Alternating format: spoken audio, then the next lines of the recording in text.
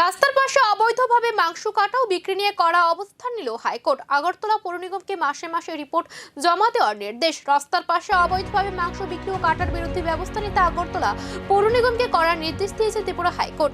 উল্লেখ্য 2019 সালে এই বিষয়টি নিয়ে জনস্বার্থ মামলা দায়ের করেন আইনজীবী অঙ্কন তিলকপাল। 2022 সালে রায় দিয়ে হাইকোর্ট অবৈধ মাংস ব্যবসার বিরুদ্ধে ব্যবস্থা নিতে পৌর নিগমকে নির্দেশ দেয়। পুনরায় 9 এপ্রিল 2026 বিষয়টি ডিভিশন বেঞ্চে ওঠে। বিচারপতি MS রামচন্দ্র রয় এবং বিচারপতি বিশ্বজিৎ পালের বেঞ্চে শুনানির পর নির্দেশ দেওয়া হয় ডিস্ট্রিক্ট লিগ্যাল সার্ভিস অথরিটিকে পৌর নিগমের সঙ্গে সমন্বয় করে প্রতি মাসে এই বিষয়ে রিপোর্ট জমা দিতে হবে। আগামী 16 জুন 2026 এই মামলার পরবর্তী শুনানি নির্ধারিত হয়েছে। হাইকোর্ট এই করার নির্দেশের পর এবার নজর পৌর নিগম কতটা দ্রুত ও কার্যকর পদক্ষেপ নেয়। নমস্কার, আমি অঙ্কন তিলকপাল অ্যাডভোকেট।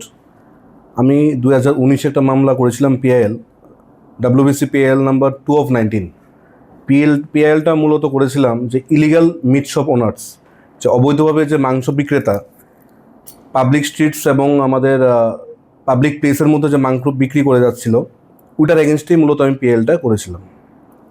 মাননীয় উচ্চ আদালতের division bench comprising of chief justice Indrajit Mohanty এবং জাস্টিস S চ্যাটার্জি 22/2/2022 একটি রায় দিয়েছিলেন, যেখানে কোর্ট অবজারভেশন দিয়েছিলেন, ডাইরেকশন দিয়েছিলেন যেমন অবৈধভাবে মাংস বিক্রি করা এটা বন্ধ করার জন্য AMCকে ডাইরেকশন দিয়েছিলেন টু টেক প্রপার ইনিশিয়েটিভ।